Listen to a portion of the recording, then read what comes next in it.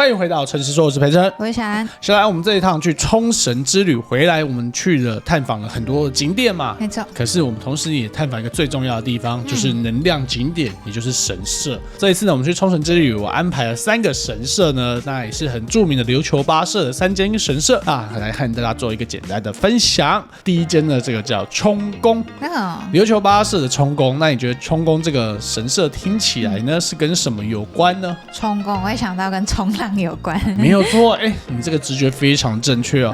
冲宫呢，确实就是3点水的，它跟海浪有关系。跟海浪有什么关系呢？它是一个龙神信仰非常重要的一个神社哦。它就是最古早的琉球信仰中啊，他们叫做御月，就是天登山御月。什么是御月？御是什么？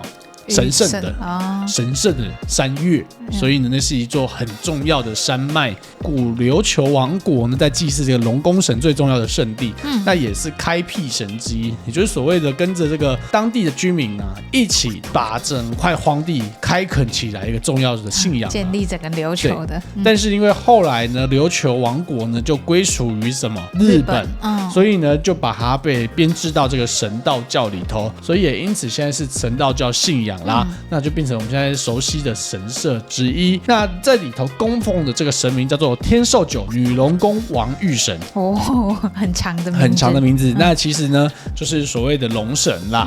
那这一位龙神，他是守护着整个琉球王国啊，他们这个海上捕鱼的安全。那同时还有居民百姓的这个安居乐业，守护一方土地、一方的渔获。所以不管祈求这个打鱼丰收，或是行海安全呢，都会来祭祀它，所以就有点像是琉球的妈祖啊，都是守护海上安全，就是海上安全。可是现在已经被编制到神道教里头，所以他在神道教信仰里头又有另外一个神的名称。这个神社呢，就是很多人都会来这里啊，祈求呢事业顺利，或是这个可以啊去除厄运啊。所以因此呢，冲宫呢是当地很重要的信仰。那位置在哪里？位置在奥武山这个公园啊。奥武山公园在哪呢？单轨站，一个是奥武山公园站。那它的位置呢，因为这公园非常大，它刚好在这公园的这个中间位置，就是很像你在逛一个公园。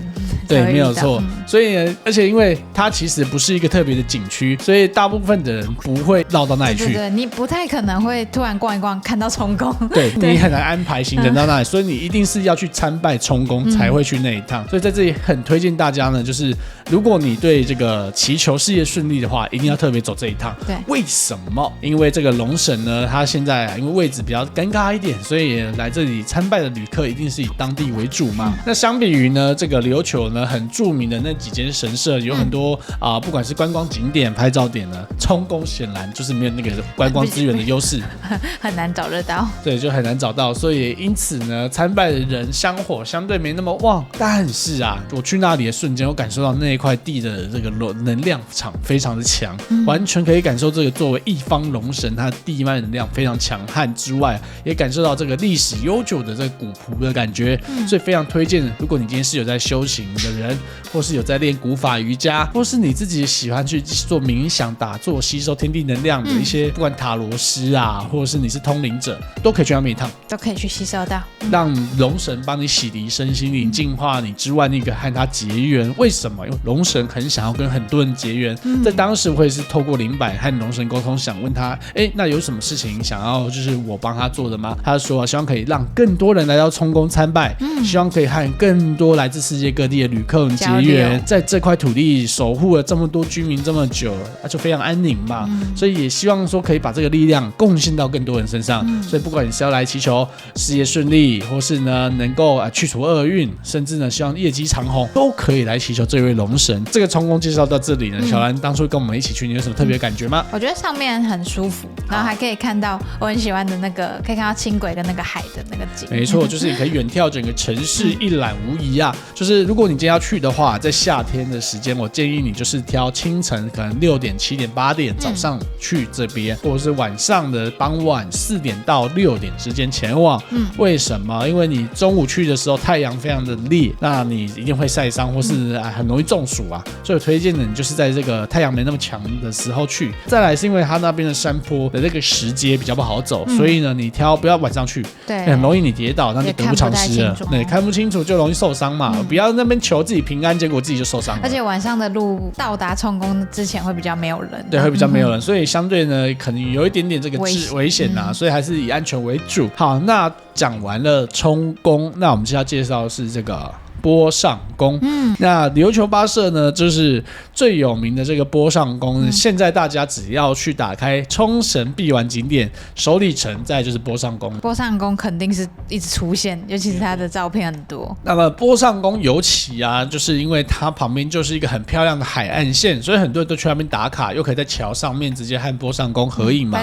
悬崖上的波上宫，对，所以呢，很多人都前往这个一探究竟之外，也会去前往参拜啊。作为一个热门观光景点，但它本身的能量场是非常的可观的哦，因为那边香火力量非常强大。可是虽然很强大，它却保持在一个非常温和的情况。像我们去冲宫，我一上去马上可以全身鸡皮疙瘩起来，就可以感受到哇后脑麻，因为那边真的地脉能量非常强，非常刺。但是到波上宫，我没有那种感觉，反而有一种像去这种大型庙宇的被包覆住的感觉，会比较温和。所以呢，波上宫的能量场啊，我觉得就是因为这个神明很体恤凡人，所以呢，他收敛，他是福利莲，对，他把自己这个魔力量控制在一个大家都可以接受的情况底下，所以不会出现你一进去开福利连连的魔力量怎么跟对他不这样，但是他也是一个100年以上的等级的这个古老神社哦，它最早可以追溯到这个琉球王朝很早期啊，基本上和冲宫差不多等级了，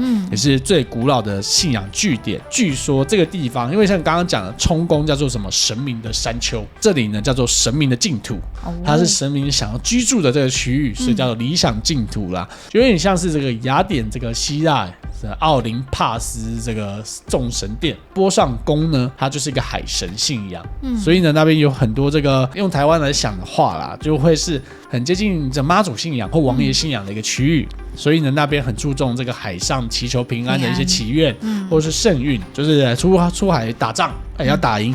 感觉以前一定会经过，因为它就是在一个海上。有点像你知道妈祖不是有传说吗？就是他爸爸和他哥哥去捕鱼，然后遇到这个海上天气不好，他不是提着灯笼在那边照着那个远方嘛，然后指引他们回来。所以呢，在海岸上啊，它可能也可以作为一个指引的方向啊，以前的灯塔的感觉。对，就是虽然它可能没有那个灯的亮，但对于出海捕鱼的人，只要看着海岸上的波上宫，就会觉得啊，那边就是家，那个方向就是家啊，那我就有安心的感觉，所以也成为这当地著名非常重要的这个联系神和人之间的一个重要象征，它是一个非常神圣的。那传说中啊，只要你向着海，就从波上宫向着海祈愿，海神呢就会把这个祝福啊，透过海浪往你身上拍打，完成你的愿望。所以呢，如果你今天想要祈愿的话，就是去波上宫，去那边向着海，向着海神。你刚好拜那个神社位方向，就是拜着海的方向。对，它其实后面就是海。对，它就是背对着海。那么当地呢是非常推荐你在早上的时候去祈祷、去祈愿。为什么？因为大家都知道海会有什么涨潮和这个退潮，晚上通常退潮，早上是涨潮时候嘛，所以呢就在早上的时候涨潮之时，就是海浪打过来，祝福往你身上淹没，就是这样子冲过来。对，这是一个特别象征，所以因此据说早上去祈愿特别容易灵验。OK， 那在波上宫，你觉得那边的氛围怎么样呢？我觉得很漂亮，景观很漂亮的一个区域，然后而且我很喜欢它的鸟居，非常的壮观。那很多人都前往那边祈求这个病气去除啦，就是健康不好或者生病的，替家人祈求这个御守，它那个能量场都非常厉害哦，它是饱含着能量，却是用非常内敛的方式散发出来，去帮你的让生病的人可能相对好过一点啊，或是康复的更快速一点，帮你加速能量场的平衡。所以非常推荐大家有去波上宫呢，可以祈求健康还有平安呐。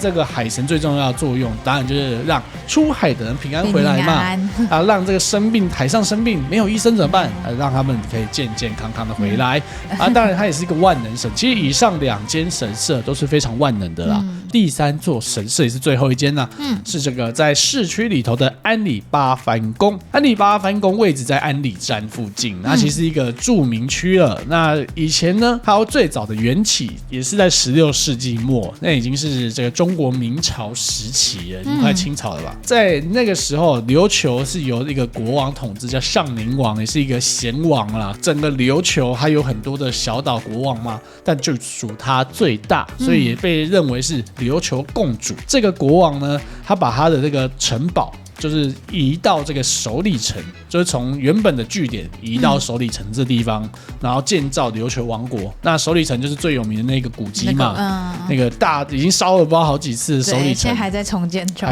中，的首里城哦。那从那边移到这边建立郑王朝之后呢，他盖了安里八幡宫。那为什么特别盖安里八幡宫呢？因为呢，安里八幡宫啊是祭拜这个武神的一个很重要的神社，所以那个时期为了祈求。因为他们可能要和很多小国打架，对，就是周围的不管是小岛王，或者是海盗，或是和这个明朝和日本国，都是他们还在就是可能要独立啦，然后又想要寻求自我保护，就是要跟很多国需要胜利，对，需要打仗，需要武神保佑，武运昌隆，所以供奉这个。那边好像是有那个学业与胜利之神，对，会有这个称呼。那其实就流传说那边有一棵松树，你可以那边写下会马祈愿，它叫做智慧之松。我那时候有看到可我那时候还不知道这件事情。对，那它是很壮观的一个会马。它其实就是有一个传说故事，就是有一个很贫困的这个少年，一个在学习的少年去那边祈求参拜，最终奇迹得到了很多人慷慨的资助，并且考上了名校。那因此就有这个流传这个故事。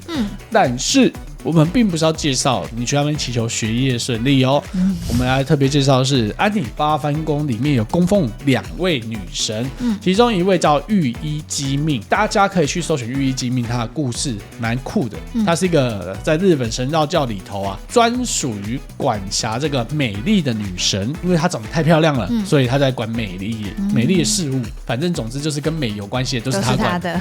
OK， 好，那这位御医姬命呢？我们是要特别讲，因为啊，前面讲了冲宫你可以去祈求事业顺利，波上宫你可以祈求健康和平安。那现在很多人呢，一定会特别想说，那我就没有要祈求这些事情的话，那我想要祈求变美要去哪求？那我就推荐你去安里八幡宫。像我今天要化妆，希望可以技术更好，或者我想要去做医美整形，我想要祈求自己的这个长相啊越来越漂亮，越来越好看，或是青春呢可以这个不要太快流逝。就推荐大家来拜安里八幡宫。那为什么会特别介绍？其实也是有一个理由，因为安里八幡宫的位置啊，在市区紧邻着这个幼稚园，它其实是一个住宅区里头一个非常小的神社了。以前可能规模相对大，但是因为经过战乱已经烧毁，现在要重建，所以它已经是一个规模变得很小，缩得非常小。可能你去波上宫再到这里，就觉得怎么落差那么大？落差会很大。对，但因为变小了，所以如果你今天特别来求财，你就一批也在这里祈求变有钱啊，或者是祈愿就是搞得人声鼎沸，其实我觉得对当地的人会比较不好，生活品质。小望神社，对，像小望神社求财人每天大排长龙，很多，因为当地的居民一定会苦不堪言，而且旁边是幼稚园啊，所以我也是不推荐大家，如果你要求财去别边求，那8间神社一定可以挑到财运专门的，但是呢，这一间我推荐大家来祈求变美，因为这边啊。很适合想变漂亮的小姐姐，或是温柔可爱的小哥哥们，你们都可以来这里，像这个御医姬命都很愿意帮助大家，守护你们的这个青春。像他们祈愿呢，带着简单的这个酒、米、盐作为贡品供奉给他们，奉纳一些简单的香油钱啊，或是你跟他谈还愿条件都可以，他们呢就会回应你，如果他们答应就会回应你。你要怎么样？台湾的话会用宝贝嘛？对啊，所以你也许可以自己带个小杯去问 ，yes 的话呢，你再回到台湾，再去大庙里头做2次确认你们的契约是有生效的。那如果你确实有变漂亮了、变美了，达成你的愿望了，再还愿。还愿你如果要提说我要特别回来还愿，你就直接跟他提一个说，那我就假设我今天手术成功，割双眼皮割得特别自然漂亮。那我就捐500块钱到这个儿童基金会，然后就把功德回向给这个神社。那我相信呢，神明是都 OK 啦，应该都是蛮愿意帮助你的。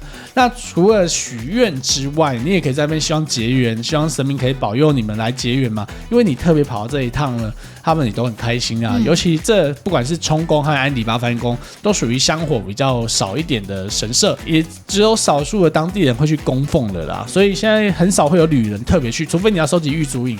且其实我们在查冲绳的景点或是什么相关的，都很少会查到，很少看到这个。当时我们去的时候呢，我有询问就是冲宫和八幡宫两位神社神明啦，他们都很希望就是世界各地的旅人可以呢到他们的神社里头，不管是参拜也好、结缘也好，或是许愿也好，他很希望大家都可以多来探访他们。那如果到八幡宫，因为旁边的都是小朋友，所以希望大家都是一个，我觉得当做那种秘密的探访景点，对，就是少数的懂行的。